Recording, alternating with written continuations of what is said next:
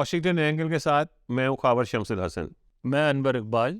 ہم سے بہت لوگ یہ سوال کرتے ہیں کہ پاکستان اس موڑ پہ کیسے پہنچا, جو آج کل ہمارے حالات ہیں, کیا کیا ہوا, کیا کیا فیصلے کیے گئے جس کی بدولت آج ہم یہاں بیٹھے یا یہاں کھڑے.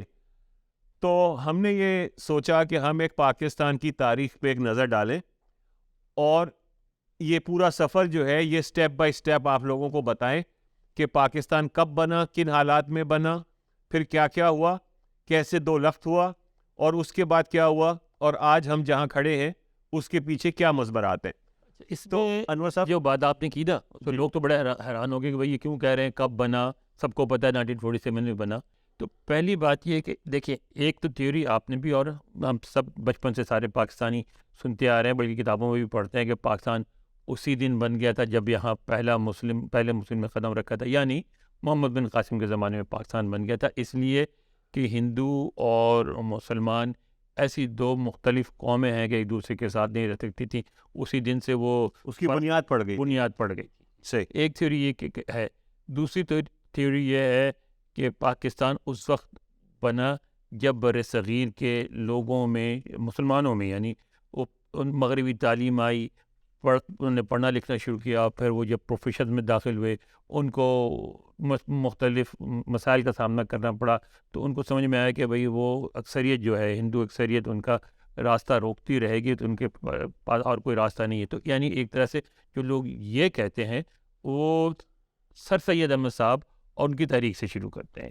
سر سید احمد خان جنہوں نے ٹو نیشن تھیوری بیسیکلی انہوں نے ہی شروع کی نا, فارمولیٹ تو سر سید احمد خان صاحب نے. کہا تو جاتا ہے کہ یعنی مذہبی سیاست کا آغاز بر صغیر میں وہ گاندھی نے کیا. نہیں, مذہبی سیاست تو گاندھی نے کی تھی, لیکن مطلب ٹو نیشن تھیوری جو ہے وہ سر سید کو ہی. ٹھیک ہے, چلے وہ تو ایک علی گڑھ کو کہا جاتا ہے نا. جی, علی گڑھ. کچھ لوگ کہتے ہیں کہ پاکستان کیا تھی, علی گڑھ کے لونڈوں کی شرارت. صحیح, ٹھیک ہے. اور تیسری تھیوری یہ ہے کہ جب پاکستان کی موومنٹ شروع ہوئی اور اس وقت جب شروع ہوئی تو یہ احساس تھا کہ ہمیں اپنے, یعنی مسلمانوں کو اپنے حقوق کی پاسداری کرنی ہے, ان کو پروٹیکٹ کرنا ہے, لیکن پتہ نہیں تھا کہ کیسے کرنا ہے, کیا کرنا ہے. تو اس میں یہ ہوا ایک بہت مشہور نعرہ ہے جو اصل میں نظم ہے کہ پاکستان کا کیا مطلب, کیا لا الہ الا اللہ. جی. اب یہ اصغر سودائی صاحب تھے, اسکول ٹیچر سیالکوٹ کے, یہ ان کی نظم ہے. ٹھیک ہے. اور کچھ لوگ کہتے ہیں علامہ اقبال کی تھی, کچھ علامہ اقبال کی نہیں تھی. یہ میں نے ایک جگہ پڑھا, اس میں لکھا تھا کہ جب یہ نظم قائد اعظم نے پہلی دفعہ سنی تو انہوں نے یہ کہا کہ بھائی یہ ٹھیک ہے, یہ آپ کا ایک پولیٹیکل سلوگن ہے, لیکن یہ ہمارا آفیشیل موٹو نہیں ہے, یہ ایک پولیٹیکل سلوگن ہے جو عوام کی طرف سے آیا ہے. تو انہوں نے اس کو نہ ریجیکٹ کیا نہ انڈورس کیا. اچھا, تیسری اس میں پھر ایک گفتگو جو ہوتی, جو تو ایک حلقہ ہے, وہ یہ کہتا ہے, وہاں سے شروع کرتا ہے کہ جب قائد اعظم جب بھی گفتگو کرتے تھے وہ یہ کہتے تھے کہ پاکستان جو ہے ایک غیر مذہبی معاشرہ ہوگا جس میں مسلمان ہوگا, ہندو ہوگا, یعنی مسلمانوں کا اکثریتی ملک ہوگا جس میں ہر مذہب کے لوگ اپنی مرضی کے مطابق رہنے پہ آزاد ہوں گے. صحیح. تو آپ سے میرا ایک سوال ہے کہ آپ کیا سمجھتے ہیں کہ سچ مچ پاکستان کی بنیاد اس دن پڑ گئی تھی جب یہاں پہلا مسلمان آیا؟ دیکھیں انور صاحب, مطلب کیونکہ پاکستان مسلمانوں کے لیے بنا, اگر اسلام کے نام پہ بنا, تو پھر پہلا مسلمان جو انڈین سب کانٹیننٹ میں آیا اس کا کنٹریبیوشن تو ہو گیا اس کاز کے لیے, کیونکہ اگر مسلمان نہ آتے تو ظاہر ہے پاکستان نہ بنتا. آپ صحیح کہہ رہے ہیں کہ مسلمان آیا اور اس نے آ کے ایک نیا مذہب انٹروڈیوس کیا. کیا اس کا مطلب ہے کہ مسلمان اسی صورت میں کسی ملک میں رہ سکتا ہے کہ جب ڈومیننٹ ہو, اگر ڈومیننٹ نہیں ہوگا تو کیا وہ پھر اس کو ملک کو توڑنے کی اور الگ ہونے کی باتیں کرے گا؟ نہیں انور صاحب, یہ تو آپ وہ جو پولیٹیکل ایجنڈا ہے کچھ لوگوں کا, جو ایکسٹرا لبرل کہہ لیں اپنے آپ کو جو کہتے ہیں, وہ اس قسم کی گفتگو کرتے ہیں.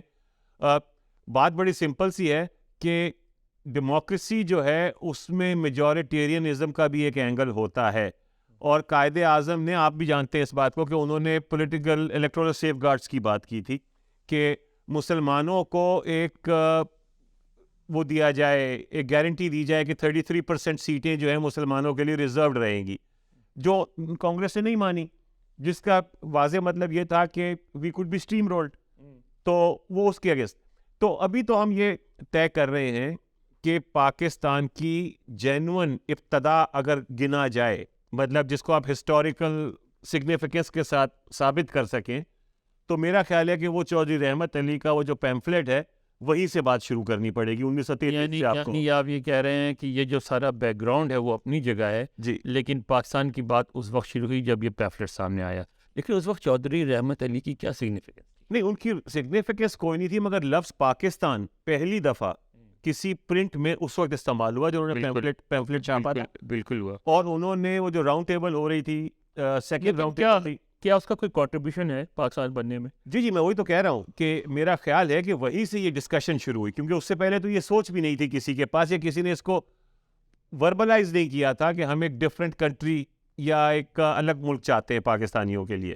کہ جو بڑے معتبر اور نامور اور جن کو کہتے ہیں کہ ایماندار علماء, انہوں نے کوئی پیسے ویسے نہیں کھائے کسی سے, جی, لیکن انہوں نے پاکستان کی مخالفت کی, تو ایسا کیوں ہوا؟ جی بالکل, یہ ساری چیزیں ڈسکس کر کے ہم 1947 تک اگلے ایپیسوڈ میں لائیں گے اس کو, اور اس کے بعد پھر پاکستان کی سیاسی تاریخ کے اوپر گفتگو کریں گے. جی بالکل مناسب. تو اس کے ساتھ ہم آج کا یہ پہلا ایپیسوڈ ختم کرتے ہیں اور اجازت دیجیے.